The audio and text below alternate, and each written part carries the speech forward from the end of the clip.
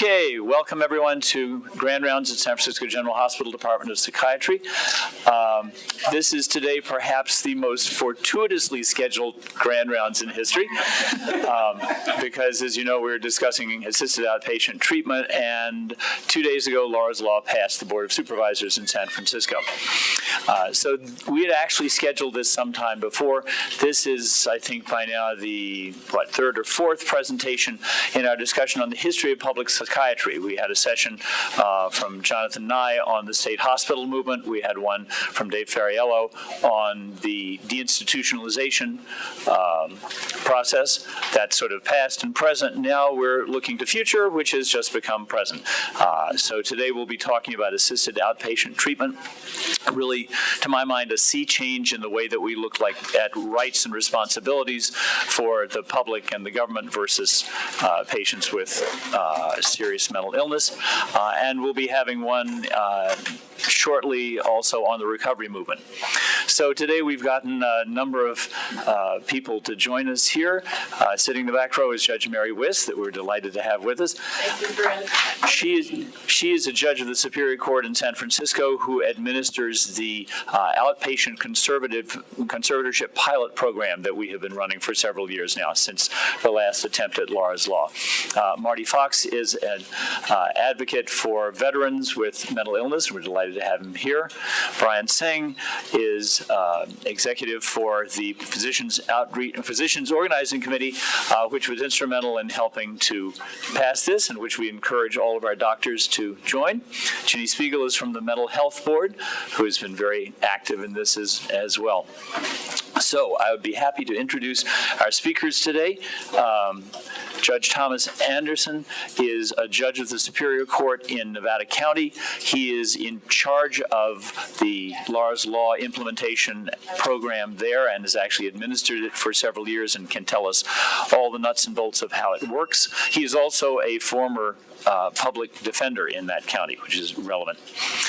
And Cameron Quanbeck is a psychiatrist, formerly on staff here, currently now at Cordilleras, who's been very active in the movement to develop AOT. Without any more delays, I'll turn it over to you, gentlemen. Thank you. Thank you.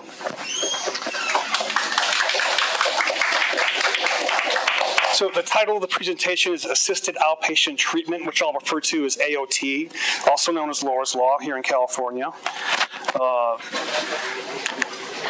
So I want to give a lot of time for with Judge Anderson to discuss the nuts and bolts of how the program works, but I want to first review current challenges that California is facing in treating the seriously mentally ill.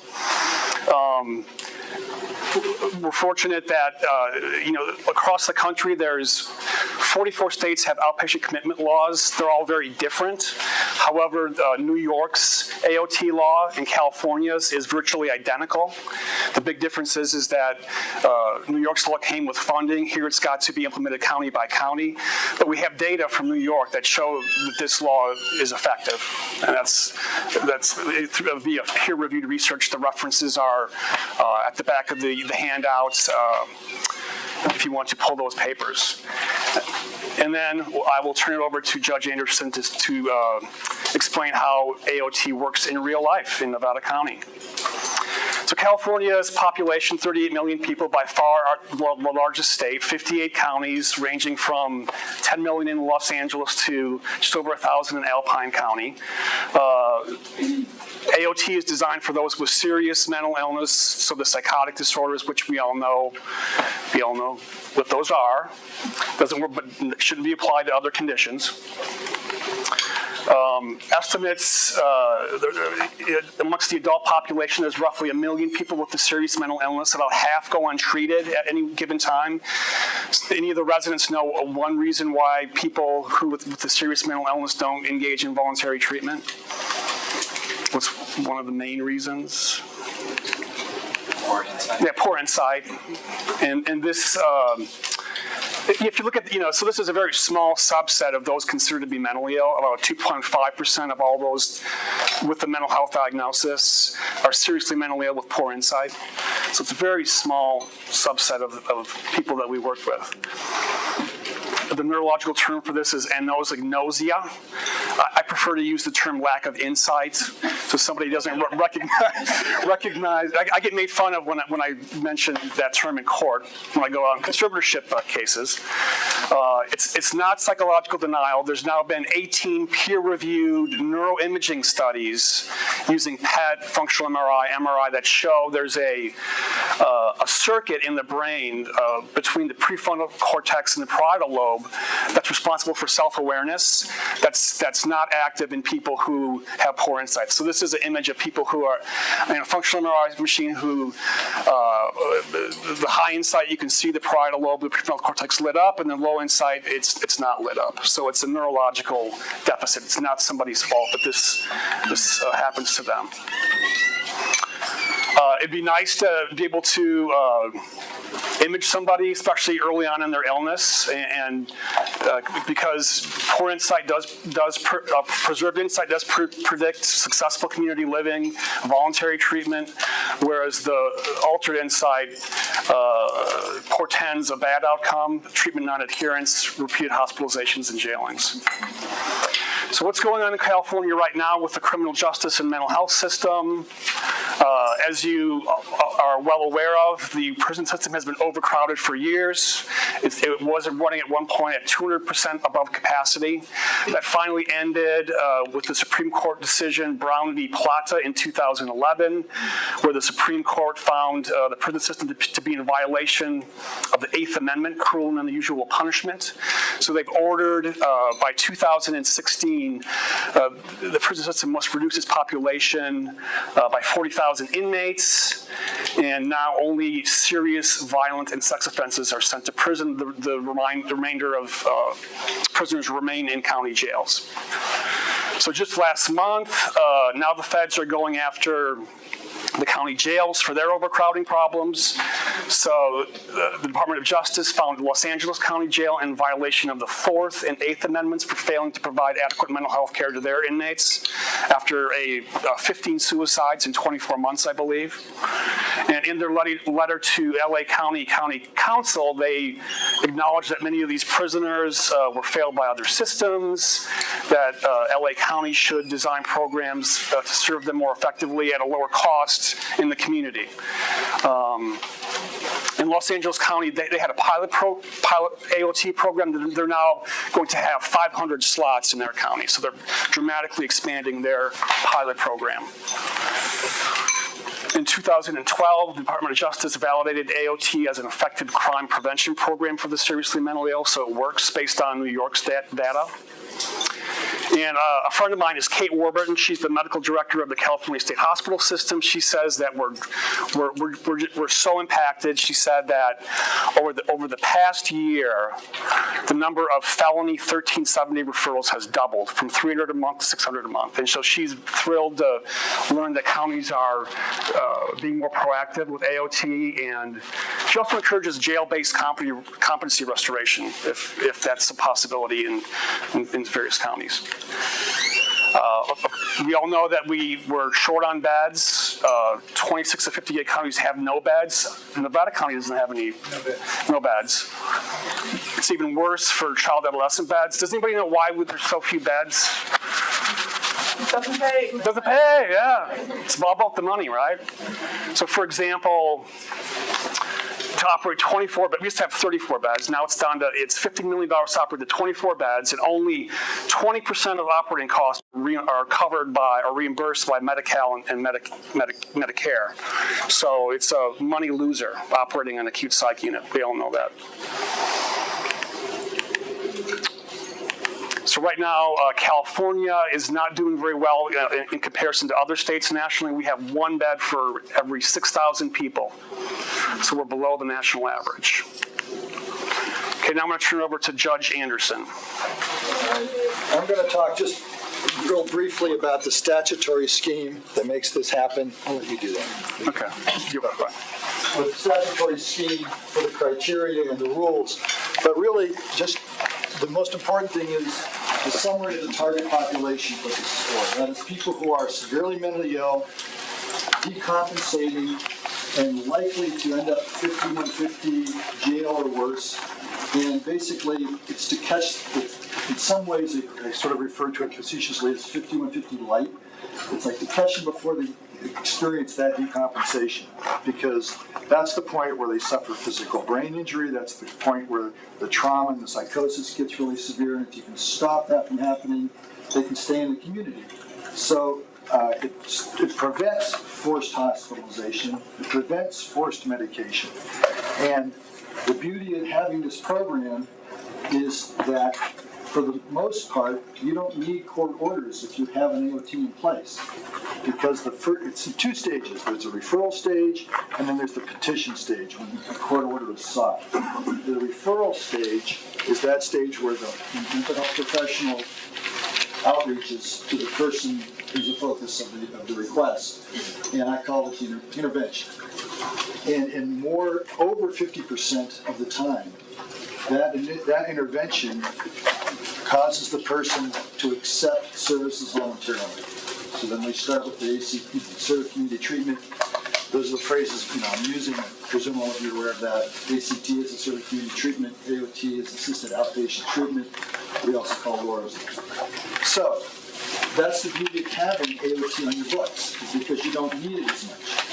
Because the intervention, the outreach, and the outreach begins with going to where the person is. It's not finding the person or sending them an appointment date. It's getting somebody to wherever they are, in a street corner, in a store, at a park, at their house, in an apartment, their parents' house, wherever it may be. The outreach goes to them. And it may or may not be, at least in our experience, it may be more than one visit, it may be several. It's just trying to build a relationship. And the urgency for which you seek court orders is dependent upon the urgency of the circumstances. And we'll talk more about the specifics about how we work that in my county to deal with that. But basically, there's a couple things that you need to know. Who can refer somebody? Who can make that call for referral? So it's really simple. It's broad-based. A roommate, a family member, spouse, director of any agency or treatment program, director of a hospital, a mental health provider, peace officer, parole officer, probation officer. It's very broad-based, and it should be. And it allows you to make those phone calls to prevent those tragedies that are motivating a lot of counties to now implement this. In our own county, the Laura's Law is named after Laura Wilcox, who was a 19-year-old student who got killed at our mental health office when a delusional, psychotic individual who had been not fully engaged in his treatment came in and thought he was going to have a shootout with the FBI and shot the receptionist and several other people, who were later, just for this group's information, was my client for those homicides when I was still practicing as a lawyer. And of course, the criteria to be eligible, the referral. Now, when a referral is made, the person making a referral isn't sitting there looking at the statute. They're just like, we've been down this road before. I know what's going to happen. I need somebody to come and help me. And with my son, my daughter, or my husband and wife, whatever it is. So they make a call into the director of the mental health office, and they have a designated person to field these calls who are aware of the criteria, the statutory criteria, go through that criteria, and if it appears they might meet criteria, sends out a mental health professional to do the intervention. And that's where this begins. Now, the second phase, after they intervene, if the person doesn't accept services voluntarily and they want to seek a court order, want to seek assisted outpatient treatment, then that professional, along with the county council, or the district attorney who's ever processing it for the county, looks more strictly at the criteria. Are they likely to make the case if they take it to court that they meet criteria? And so the criteria is pretty simple. The person's 18, is an adult, 18 or over, suffering severe mental illness, unlikely to survive safely in the community without intervention, has a history of lack of compliance, has been hospitalized at least twice in the last 3 years, or been jailed because of their mental illness, or is a danger. And they're substantially deteriorating, And the other key factor is they're likely to benefit from this intervention. Because some folks aren't, and you need to go forward with 5150 or LPS or whatever. And I'll talk more how we process that in our county after a couple things we need to talk about, due process and other things. But that's just a quick overview. The reason why it's important, and I'm rushing through this part, is because this part is really successful. You know, the intervention, over 50%, our stats fluctuate year to year, but anywhere from 50 to 65% of the cases accept voluntary services after the intervention process. So you don't need AOT, but you wouldn't have got those people without having AOT in the books and intervention. Yes, sir. Quick question about, I guess you've taken it already, but the last one said without intervention, the person can accommodate himself, others, or greatly disabled. Over what time frame? That's not specified for good reason.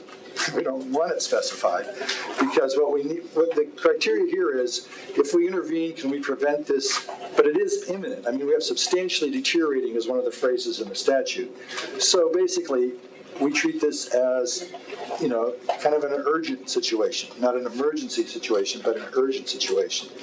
So the system that we've developed in our county, you can get into court to seek a petition, assuming the person doesn't accept services, within a day or two, depending on everybody's availability to serve product, get the person served and get them to court. But we treat it as urgent for that reason.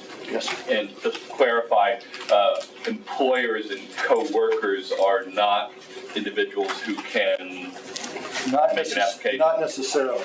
But the important thing from my perspective is the referral gets made, and whether or not they accept the referral, at least it starts the process working. So I'm favor a loose interpretation of the referral criteria, but nevertheless, you're right. Just a coworker alone does not qualify. Yeah, so it has to be a family member, a law enforcement officer, or director of an agency. Yeah, correct.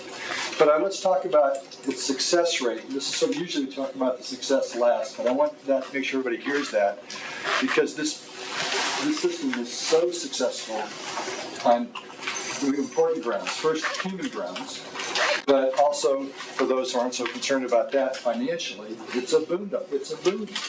Because in our county, we kept really close stats on certain criteria, not even all criteria, and it was $1.81 benefit for every dollar invested.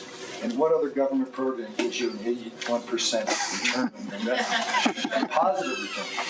So let's talk about that, and we can use New York's statistics, I guess, for that, and talk about Kendra's Law's success. Okay.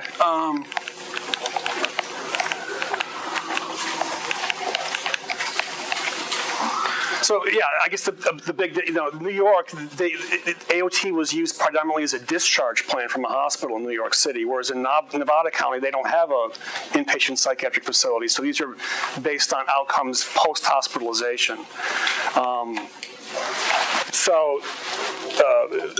In 2000, so I believe New York's program has been going since 2004. In 2009, the leading experts, some of the leading public psychiatry researchers, Swartz, Swanson, Stedman, and Monahan, did a study, found that after an AOT order was initiated, the likelihood of arrest dropped dramatically, violent crimes in particular. Admissions dropped by half, lengths of stay were shortened. In December of 2013, in the American Journal of Psychiatry, cost analysis came out. They looked at expenditures in the year before an AOT order, the year after an AOT order, and then the second year after the AOT order, and found that net costs declined by almost half in the first year after AOT, and then an additional about 25% in the second year. The conclusion was that AOT reduces overall service costs for those with serious mental illness. And it does so mainly by reducing hospitalizations. You can see in this bar graph that the red bar is hospitalization costs. And again, it's a lot. So you have somebody who's in and out of the hospital, and then AOT stops that revolving door, and people become outpatients rather than inpatients. The court order does matter. They compared a group of people who were under the court order under AOT versus people who were eligible, but they said, we're just going to give you the services without the court order, but we know we couldn't get the court order. Having the court order in place did further reduce hospitalizations, reduce arrests, increase personal engagement in their treatment, interestingly. So the court order does matter. This is a very interesting study that came out, I believe, in 2011, where they wanted. I mean, the goal here is to get somebody who's, does not accept voluntary treatment. They only get hospitalized or jailed, and the goal is to convert them to a voluntary client, right? So what they found in this study is that people who had the AOT order for 6 months and then were transitioned into intensive case management or ACT sustained those gains and became voluntary patients, no longer in the revolving door, or if the AOT order was renewed, irrespective of whether or not they were in ACT or intensive case management, they became voluntary patients. So again, it's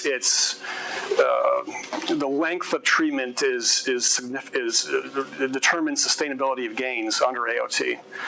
I thought about, this is an interesting study of antipsychotic response in schizophrenia, and you can see from this graph that I wish the meds worked more quickly, but they take 6 months to completely work in most people. And so I think having people on medications, at least some medications for that length of time, is ideal. And again, the fears of AOT were unfounded. They felt no more coerced or a greater sense of stigma than those in than a control group. Impact of positive voluntary services was positive as well. So I think you're motivating adherence, right? You're a positive motivator. That's the goal. Yeah. That's the approach. So I'll turn it back to you. And Now I'm going to just sort of talk about how we've implemented in Nevada County. And I know every county is going to do it somewhat differently, but there's a certain basic pattern that I think promotes success, and that's what we try to focus on. Now, as I said, it's really two main functions. There's the referral process and the outreach. Then there's the seeking a court order process. And once again, the beauty of having AOT on the books is because it causes the outreach, the intervention, and that results in 50 to 70% of people accepting services voluntarily. Because they're obviously the mental health professional going out to interview the person and meet with them, their motivation is critical. Obviously, they can tell the person, somebody's seeking a court order against you, but you don't need that. Just come in and let's work together. And it seems that works, and the commitment to voluntary services continues with the ACT services at that stage. So it works, and right there, if that's all that happened, it's worth having an OT on the books, because you catch those people that need to be caught and helped, so they can stay functioning, so they can avoid forced hospitalization, forced medication, being put in jail. In our little county jail, on any one day, the mental health population is anywhere from 15 to 40%. The people on medications, many of them with serious mental illness. And we have no capability to deal with them. None of the SOs are trained in mental health care. It's a huge problem. And we're just a small county compared to, you just saw the stats on LA, San Francisco, Alameda. Yeah, it just goes on.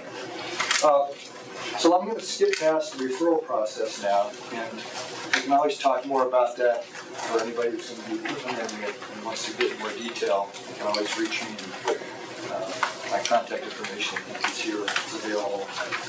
And the people that do it for us, our case managers, they're all very idealistic folks. They do great jobs. If the person, however, of that 50% or so that does not accept voluntary treatment after the intervention, then if it's believed that person meets the criteria, then they may request a court order or assisted outpatient treatment order from the court. The petition is filed. The petition is basically consists of a checklist of the criteria and whether or not the person meets those criteria, and attached to that is a proposed treatment plan. And that is that's the mental health professional prepares that based upon what information they have about the person and their history and their needs. So, when that happens and they think the person then they file a petition with the court, we bring it into court as soon as practical. In some cases the same day, in some cases 2 to 3 days, sometimes a week, depending on the status of the person, how fast they're decompensating, and what the best estimate is, and what time it takes to get them served. And here's an interlude, which is due process interlude, because I'm a judge, you've got to talk due process. Lawyer's Law has due process built in it throughout. And once they're served notice of the petition, they also see the treatment plan that's being proposed for them. They're given counsel before a hearing starts. Then when they come in, this is the mix, there's a mix of they have a right to have a hearing, they have a right to confront and cross-examine witnesses, they have a right to appeal, they have a right to habeas corpus. All the rights are present, and they're provided for in the statute to make sure it's explicit. But let's talk about the reality of the approach. The approach is, after they've met with their attorney, they come into court, and in my opinion, the judge's role at that point is to make sure the person understands why they're there. So I emphasize that this is not a criminal proceeding. I can't put them in jail. I can't forcibly medicate them. But I explain to them, some people think that things are difficult for them right now and they're not getting better, and they want to offer some help. It's really that simple. And then we talk about the treatment plan. And I go through the treatment plan with them line by line. And the purpose of that, one is to give them a sense of a voice and participation, some empowerment, if you will. And the other one is to see if there's anything in that list they're willing to agree to. I get one by. So, I'm not going to take any meds, you can't force me, I don't like being here, I'm not sick. And I say, fine. Are you willing to at least go meet with the doc next week? Just go meet with the doc. Talk about why you want to take it. Are you willing to at least go to a group therapy session over at an attorney clinic's office? Are you willing to let this person, case manager, which we call PSCs, the personal service coordinator, great. Wish I had one. And let that person drive you over to the food bank to pick up some food. Can they pick you up at the homeless shelter tomorrow and take you over to this appointment? Can they help you get signed up for your SSI? Whatever it is. And there's usually a list of several things on the treatment plan. If I can get them to buy into any that are significant, I'll discuss it with the mental health professional about whether that's enough to get them started. Do we really, instead of telling them you got to take the meds, if you're going to go to this or that. If that's enough to get them some buy-in, we stop. We cross out things. We change the treatment plan in court. And if they say, I'll do those things, and they bought into some care, and they voluntarily agreed, I still sign the order and make it a court order. And I explain to them, since you agreed to do this, I'm going to hold you to it. That's called the court order. I'm holding you to do this. And I'm going to check in with you every once in a while and make sure you're doing what you said you'd do. At the same time, I turn to the treatment provider who's present in court, to the mental health professional who interviewed them initially, and said, are you going to provide these services? Make sure you go through each one. Can you get it into the document by next Wednesday? Can you get somebody there tomorrow to pick them up? Whatever it is. And then I have the person sign the settlement agreement, the form called the settlement agreement, and then I have the provider sign it. And I sort of do it ceremoniously in court so that both sides are clear that they're making a commitment to the same thing, and I'm going to hold them accountable. And then I tell the patient, the person, that if you go there and the doctor doesn't have you scheduled, or the doctor's not there, have your lawyer tell me right away. I'm going to hold them accountable. If you show up and they're not providing the group or whatever the city you go to, I'm going to hold them accountable.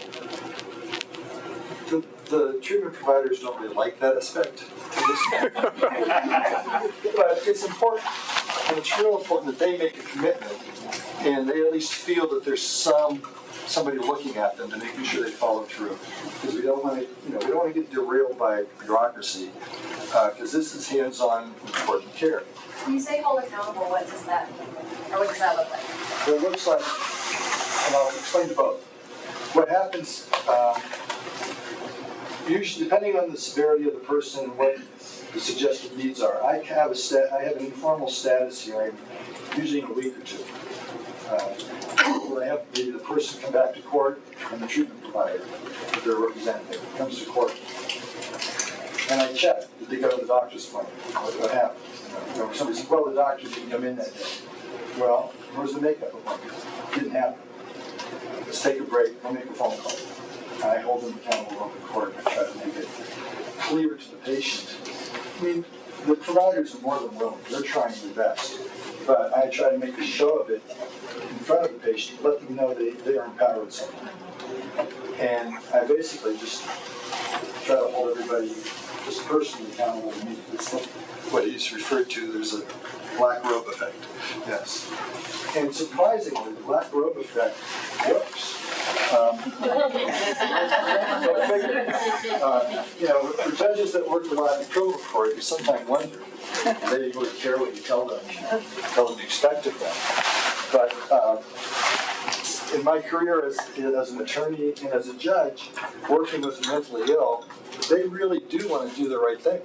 And they're very intelligent, generally speaking, as a population group.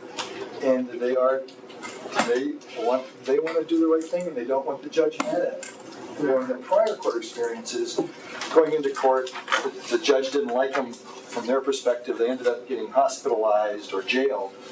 And so this is a different setting, and it takes a while for them to get used to it. But then after the second, third, it depends. Each one's different. But there's an evolution that goes on when I see them for status reviews. The status reviews are very short. Hey, how you doing? Did you make your appointments? What's going on with your housing? Any luck finding a place to live? Did you get food?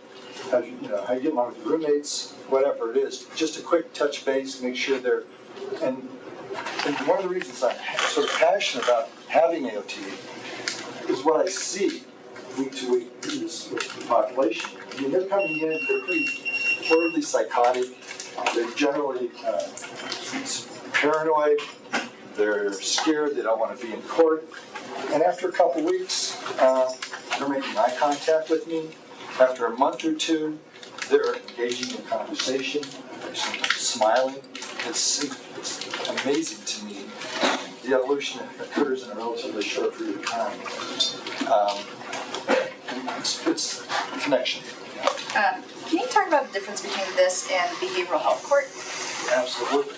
Behavioral health court is a criminal-based process. Right. So they're arrested, they're facing jail, and they have to abide by the rules, their probation terms, or whatever in behavioral health court. And the sanctions for not doing so can include jail.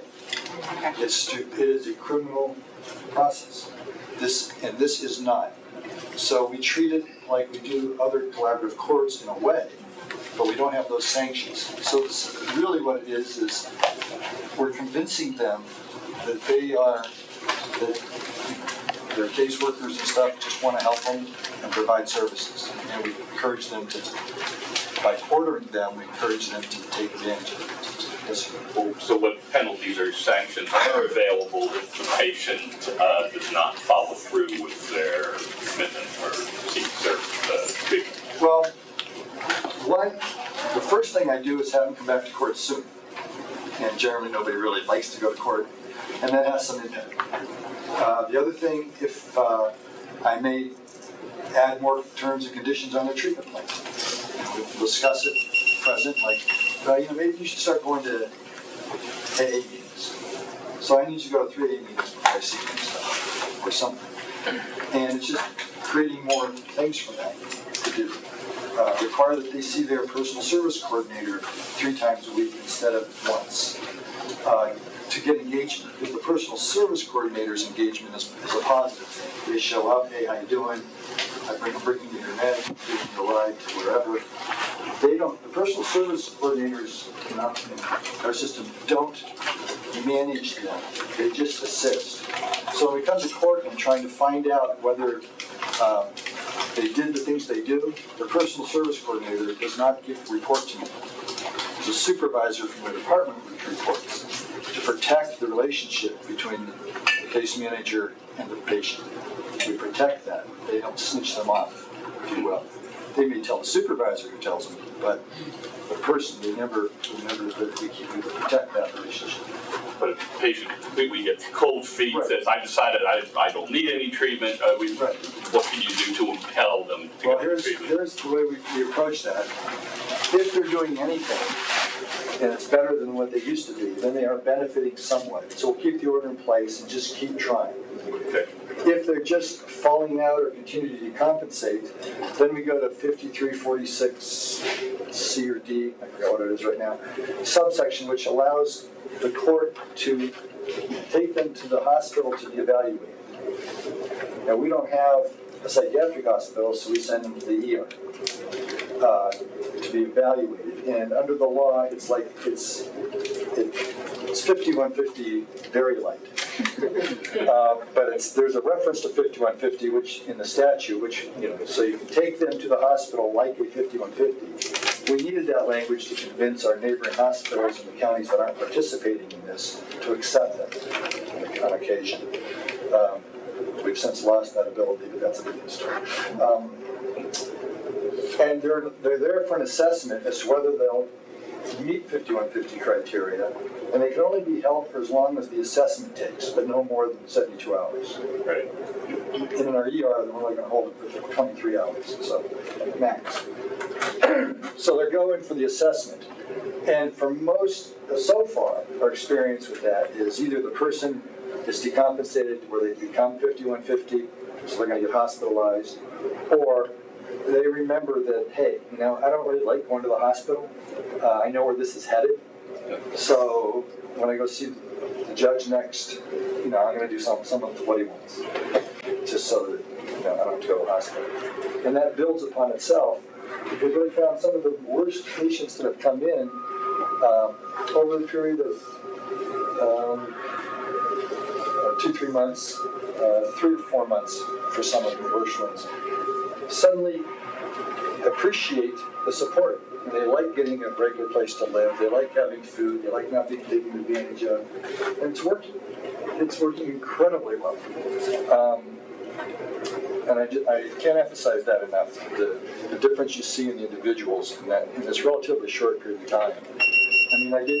I testified in front of the Senate subcommittee in Sacramento on a bill to extend the order from 180 days to a full year. And there was nobody really having to say against it. It only failed because it was the wrong party that filed the bill, and the opposing party wasn't going to vote for it, so it didn't get out of committee.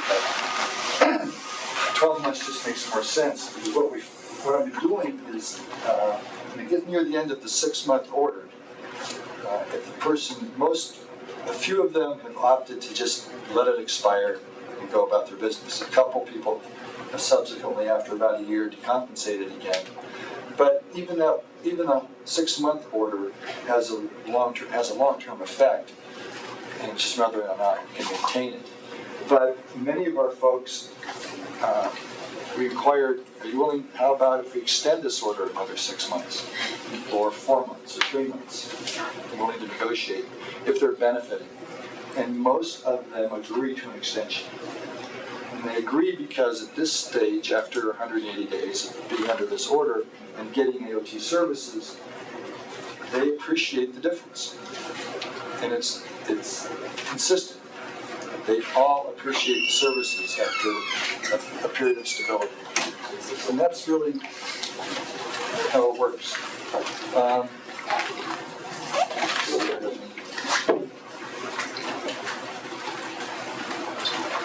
Right. So the way I refer to it is there's the part of the referral part, then there's the court hearing, then there's the post-hearing, post-order supervision, which is a much more collaborative process.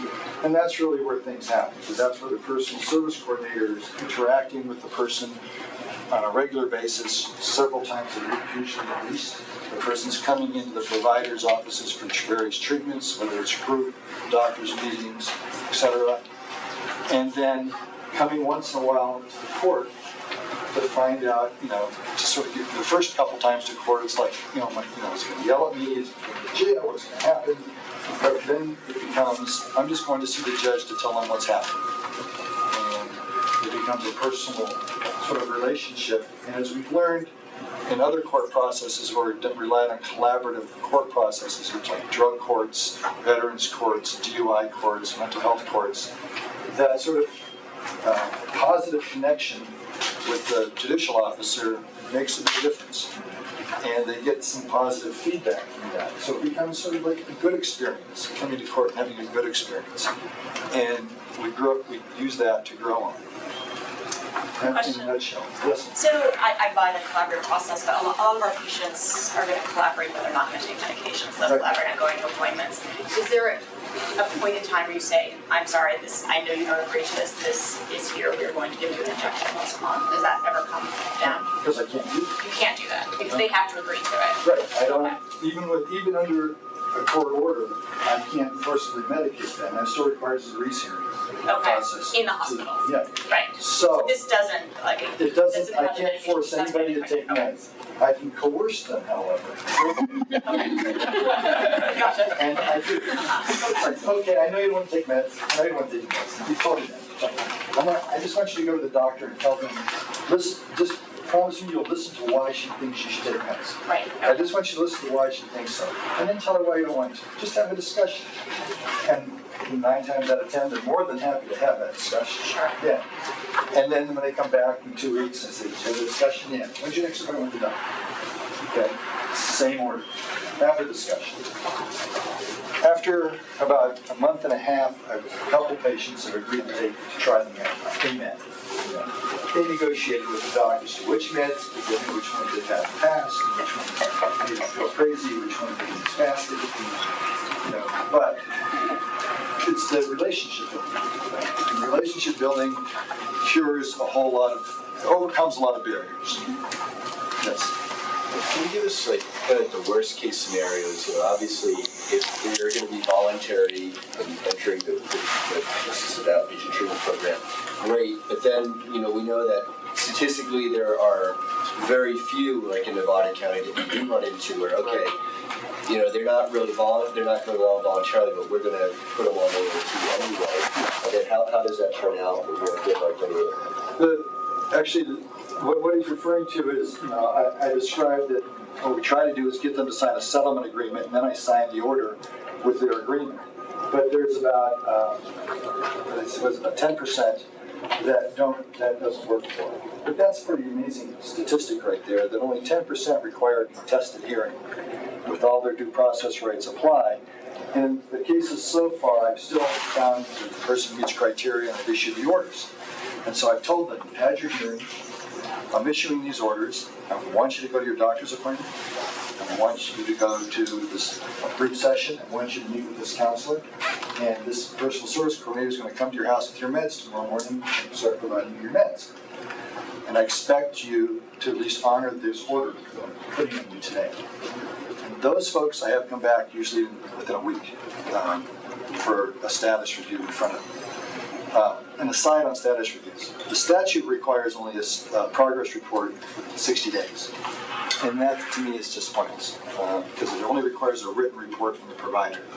I don't have any sense of how this is affecting the patient. So we have informal status reports. We make it simple for the court process. We don't have a court reporter, and it's really short. We sort of tuck it in before my afternoon calendar starts, 1 or 2 days a week. But nevertheless,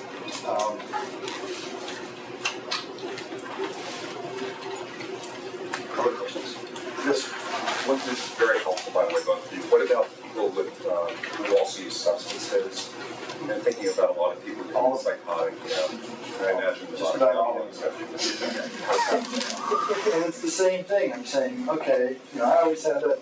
It's kind of a rote discussion, and probably to all of you. But I basically have this discussion with them about, you're smoking a little meth, you're smoking a little pot, you're taking incitement. I say, well, you know how your brain works. It's all chemical stuff going on, and you're mixing it up without knowing how this works. So I try to give them that sort of intellectual, scientific approach to maybe you should not take one or the other for a while and see how it works. And try to get them to promise to back off their use of illicit substances. And it works a little bit. I'm surprised, actually. But I've got them to cut down. And that's a start. And recently we had one guy that he just, where he's living and just his habits, he just keeps drinking and keeps using whenever anybody offers him anything. And I'm thinking, I wish you just quit giving him services. What's the point of having him in this program? And a much wiser retired judge who was visiting one day that I was venting to said, has he been arrested since he's been in the program? Well, no. He's always getting arrested before.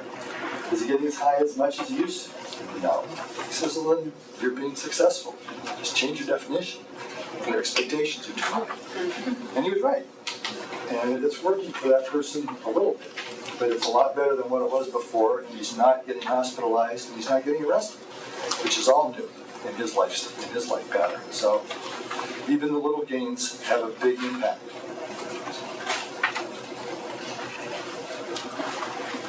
Yeah. I just can't help but be curious about the people who, the 10% try to compel them in conversation and they're just not going to take the treatment. What happens?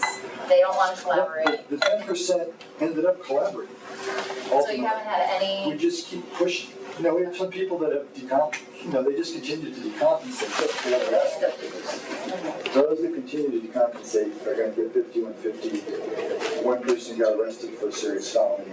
The rest just ended up 5150, or some of them LPS.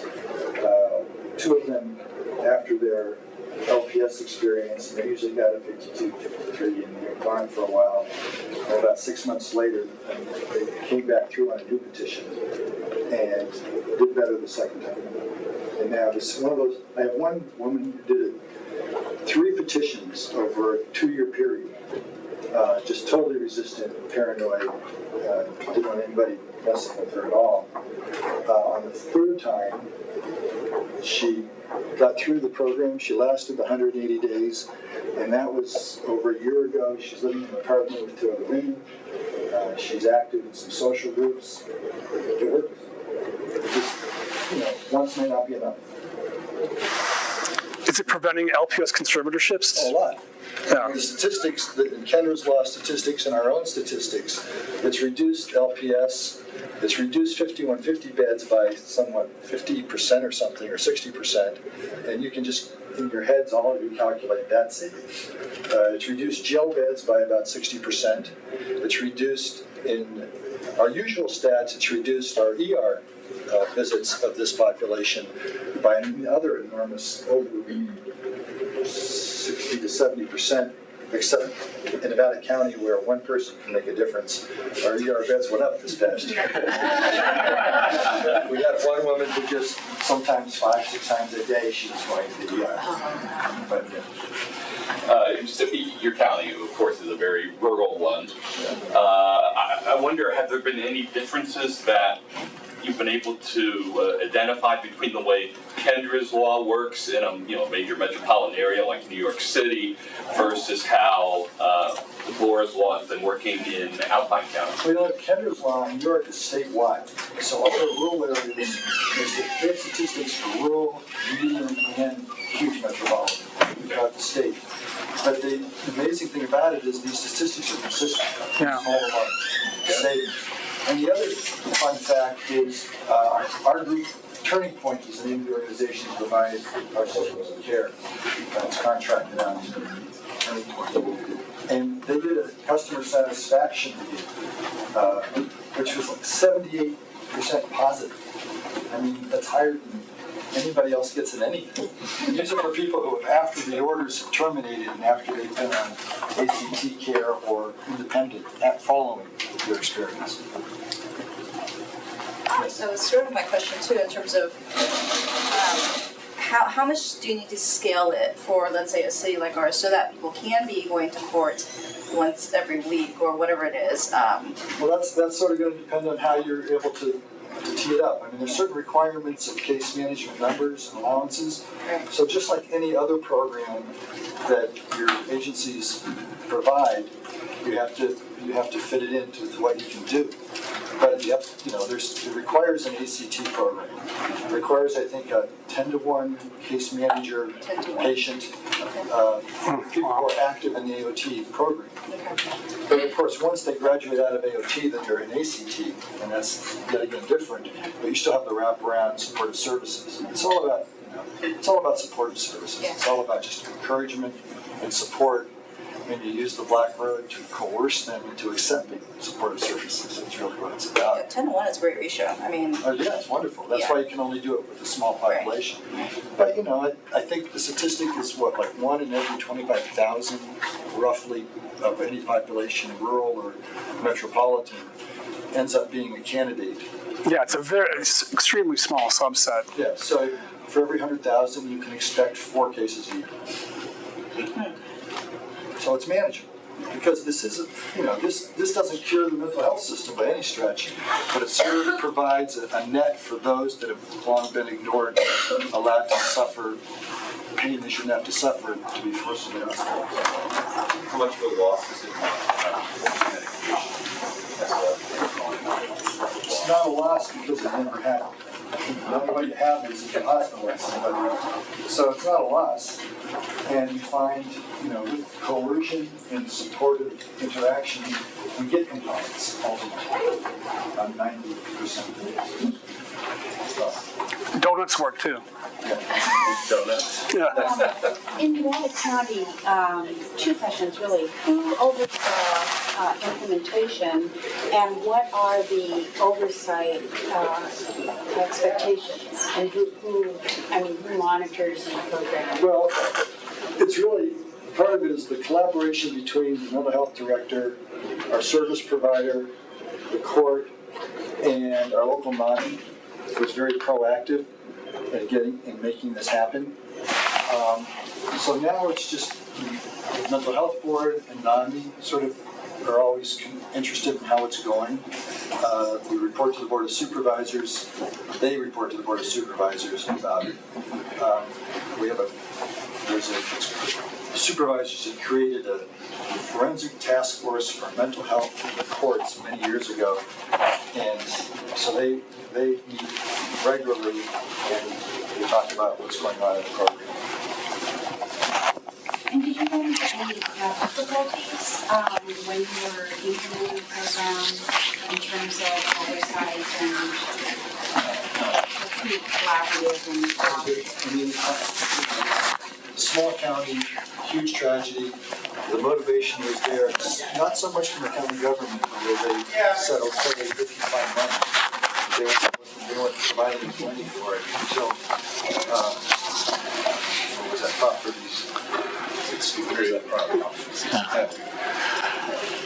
Let me get one last question. Do you have any specific recommendations for San Francisco in implementing this so it works?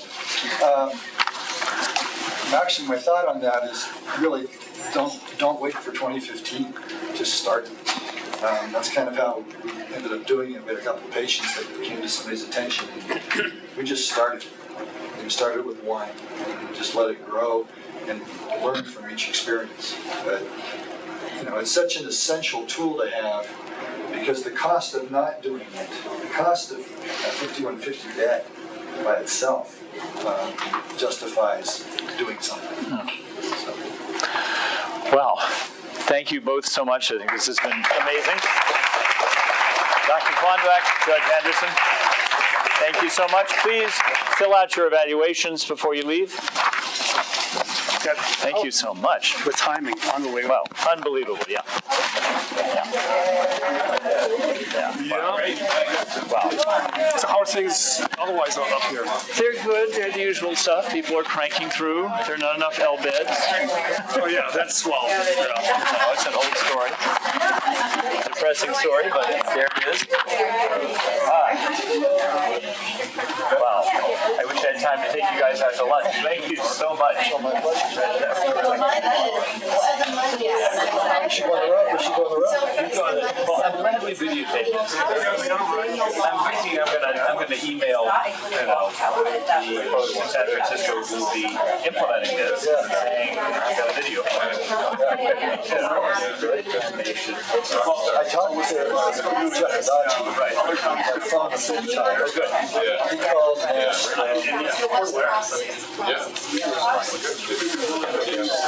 He called Nash because I was at a San Francisco, so we had known him for a long time. So that worked out.